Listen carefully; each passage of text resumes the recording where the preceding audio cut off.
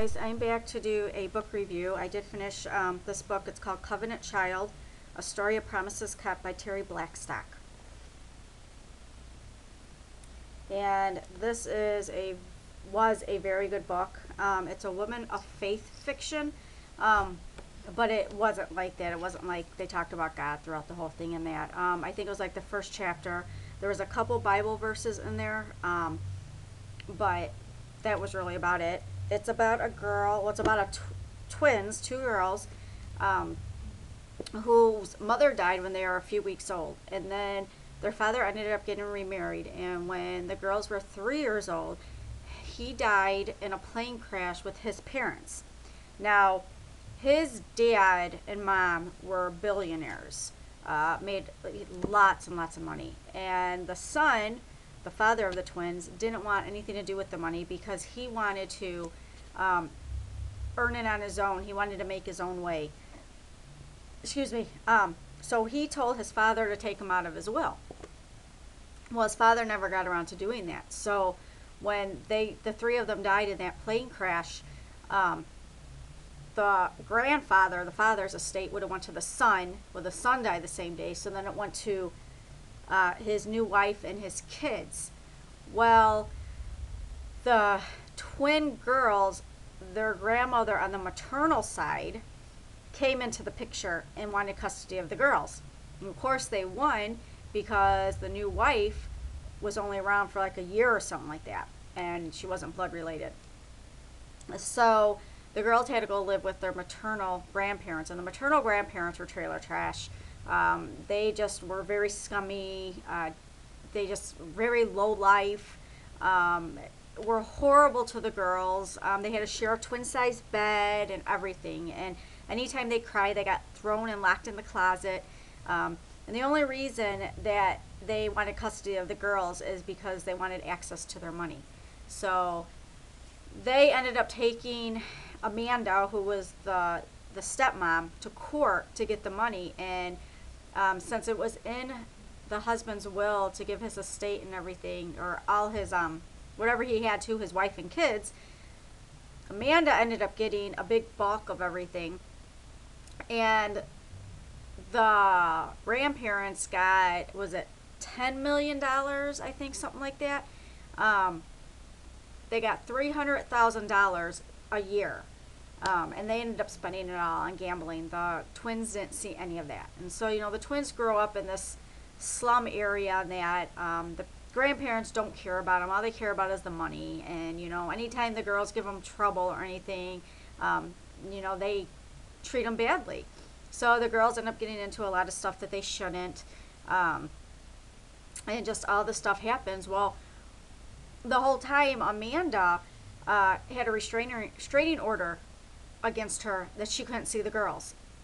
She loved those girls like they were her own, and that's the only thing that she wanted, was to have them back in her life.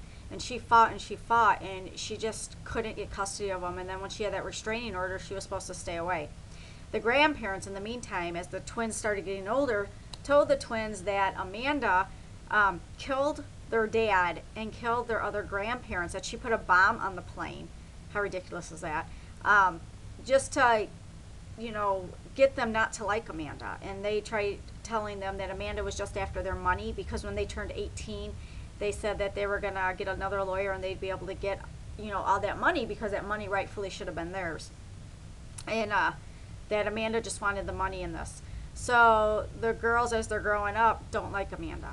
And when they finally turn 18, Amanda comes and sees them and wants them to live with her. And she's like, you know, I've always thought about you. I, you know, saved everything for you. You know, your money's there and this and that, and blah, blah, blah. Well, one of the twins believes her and goes and lives with her. And the other twin does not believe her and wants nothing to do with her. And so she stays in the slum, in this horrible house, when she could be having it all. But she's just like, there's no way that something is that good, you know, that somebody's just going to offer me this, you know, especially since they haven't seen me since I was 3 years old. Now I'm 18.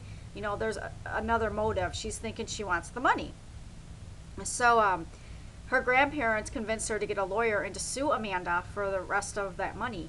And in the meantime, she meets a guy, and the guy sweeps her off her feet and that, and convinces her to marry him after only like a month's time. And the lawyer that she hires says, you know, yeah, I can help you out and I can get you some of that money. I'm not going to be able to do it all, you know, get you all of it because that was already settled when you guys were 3, but I should be able to get you some of it.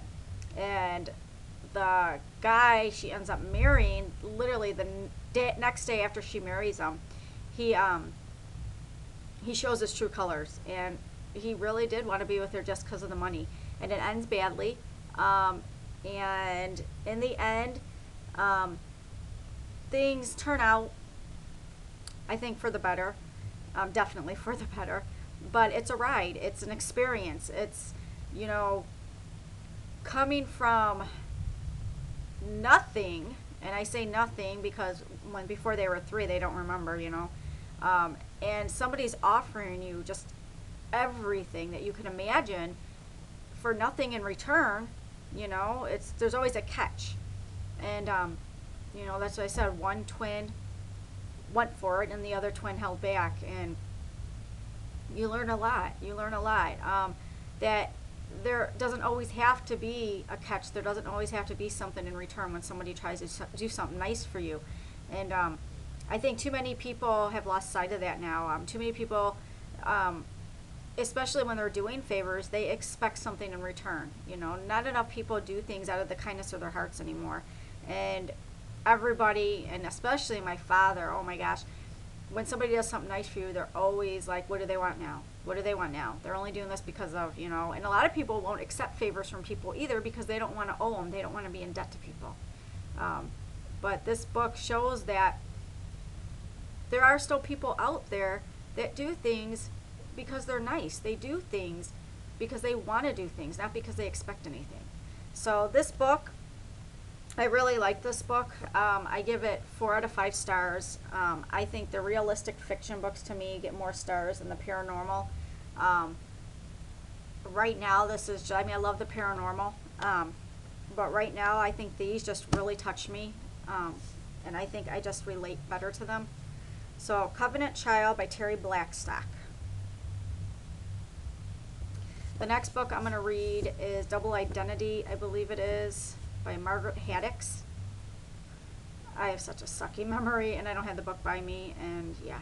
So, I should be finished with that pretty soon. So, I will do a review on that probably tomorrow. All right, take care, guys.